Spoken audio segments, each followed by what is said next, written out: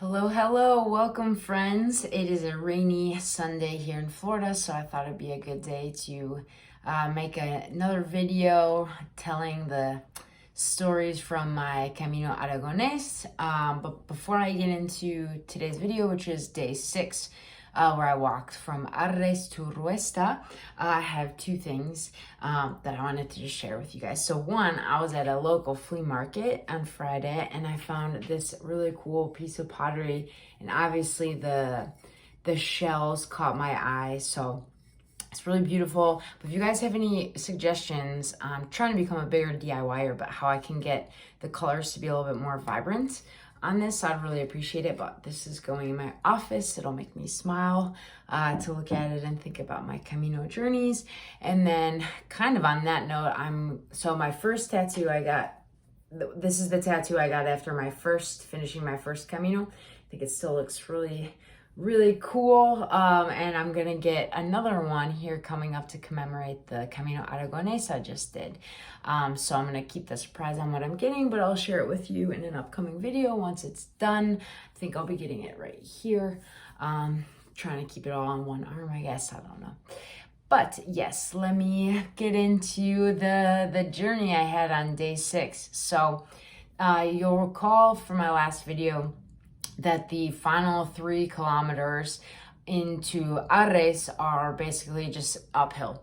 And if you look at a map, you can kind of tell there would have been a kind of a straighter line to draw to get from Jaca to Ruesta instead of going to Arrés, but it's such a cool little area that I'm really glad they did it that way. But that means that you start your day leaving Arrés going downhill to kind of get back to the main path, and then after that it's really a pretty flat day, a lot of wide open spaces, like had a very meseta like feeling, but with the Pyrenees still guiding you at your right hand side. So it was this really cool mix of kind of different stages from the Francés all in one little package. And I think I've said that in other videos, that I really feel like this short Camino combines like all of the aspects of the much longer Camino Francés into one mini Camino.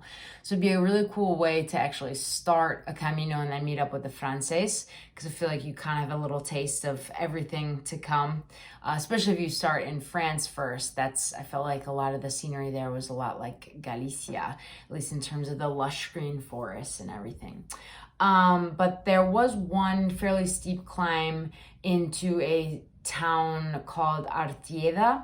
I originally was going to stay there with my original itinerary, but that got changed up. But it would be a great place to stay if you're feeling tired, or if that just fits your schedule better. They have I didn't see the rooms, but they have a cute albergue restaurant, and we did eat at the restaurant there, and the food was so good. Like, the tapas, the sandwiches were amazing, and the view was incredible. Like I said, you have to climb up into the city, so you get to look back on where you walked from that day, and it's just a really stunning view, a really relaxing place to hang out.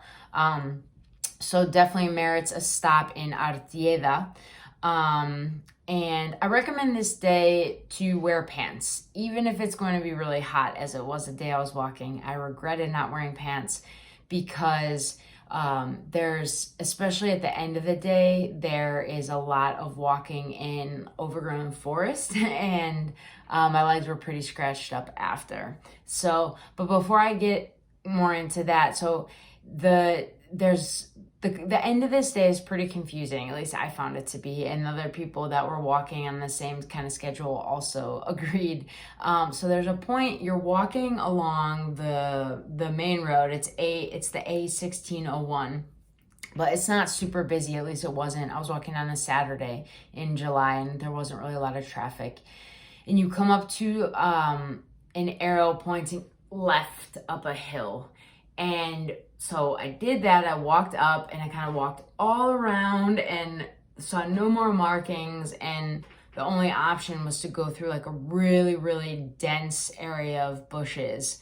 I didn't feel comfortable doing it, so I just walked back to the road, stayed on the road, and then actually found arrows up ahead off the road. And that's when I entered the forest that I mentioned.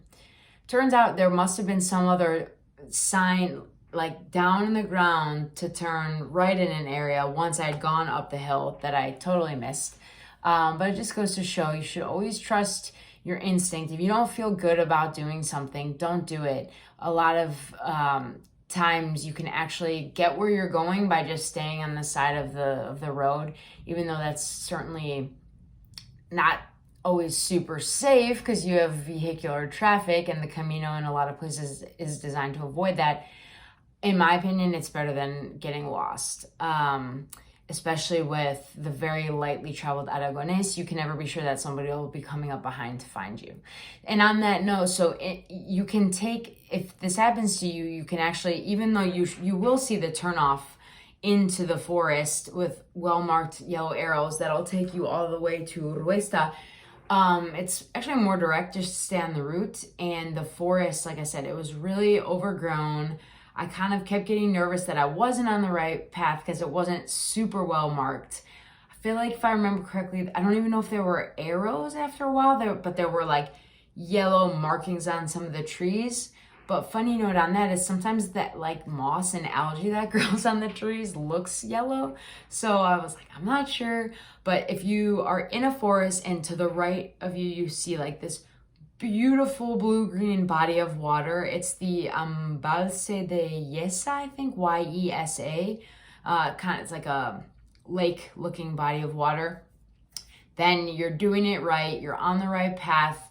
You'll come out of the forest. I mean, maybe a couple hundred meters at most before you get to Ruesta. So you're golden, but if you want to just be sure and you forget to wear pants and you don't want to walk through like overgrown bushes and everything, you can just stay on the highway, and it's not even a highway, you'll just stay on the road and you'll get there faster. And actually, so when you get to Ruesta, you might not even know you're there because it at first just looks like a bunch of ruins. But then you'll see like signs and everything, and the albergue is actually in those ruins. It was probably one of the coolest views I've ever had from any lodging room ever, including like expensive hotels. From my bunk, I looked out the window and just looked at the ruins, and then at night, I mean, the stars, this area is super remote and there's like no light pollution. The stars were incredible.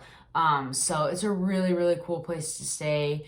They had some private rooms as well, so that's nice for people who want, just a little bit more privacy. Some dorm rooms, some private rooms. They have 2 different buildings, so it's pretty decent capacity.